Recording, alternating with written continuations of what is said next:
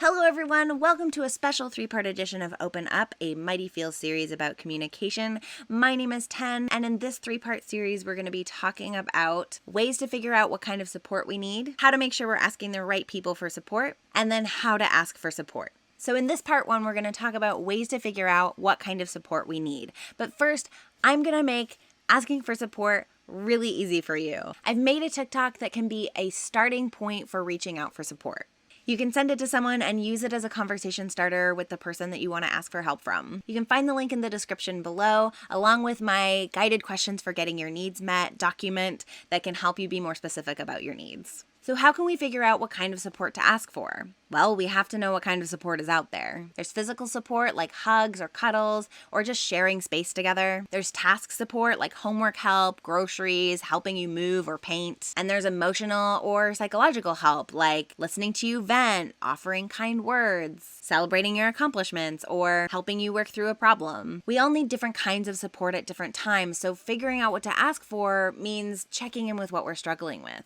Now, a lot of times when we try to check in, we find it really hard and end up turning away or distracting ourselves. That's okay. You can ask someone to be a distraction with you or ask them to just be a comforting presence while you check in with yourself. If you can sit with yourself a little longer and maybe notice or name some thoughts or feelings that you're having, that's really good information. Maybe you can pick one thing and say, "Hello, thing. What do you need? What would feel soothing for you?" Sometimes when you check in, you'll get a really clear sentence or a picture of something that you need, like a hug. And sometimes you'll get something a little less clear, like an image of an imaginary cabin in a forest. And this might seem silly, but that's good information too. Does that cabin represent escape? Is it connection to nature? Is it a desire for coziness? Maybe it reminds you of positive feelings that you've had before that you haven't been feeling lately. Whatever it is, we can try and figure out what that image offers us and get as close as we can to offering it in real life. Can we ask our partner to be cozy under a blanket with us? Can we turn our phone off and go outside and escape for a bit?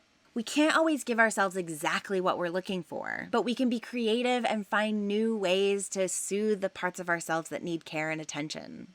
If you've checked in with yourself and you're really still not sure about what to ask for, you can identify maybe broad categories. Are you needing emotional comfort? Maybe a friend is willing to try different things to see if they help.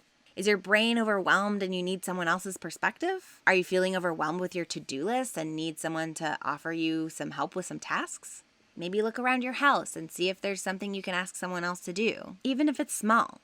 Can they take out the garbage? Or maybe just clear a spot on your kitchen counter? Even if you guess wrong, getting the wrong help can still be soothing. And you'll know for next time that that didn't exactly hit the spot. One thing that's been really important for me to learn is that even if my feelings are big, I don't need the support to be big in order to feel cared for or feel better. Even just reaching out to a friend to let them know I'm having a hard time and having them say, "That sucks, I'm really sorry," can help me feel a lot better and can turn a bad day into a more manageable day.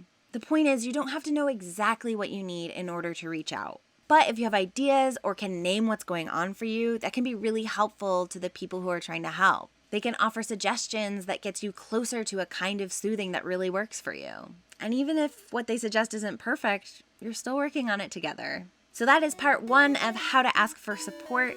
Thank you so much for watching. I hope that this series is helpful to you. My heart goes out to everybody who is stressed and having a hard time right now. You deserve support. You deserve soothing. You deserve to feel good. I know that's really hard right now. I can be found on Twitter, Instagram, TikTok, and Patreon.com if you want to find me there. If you want to support my work, you can go to Patreon. You get extra stuff. And that's all. You're great. I hope you feel great. And thanks for watching.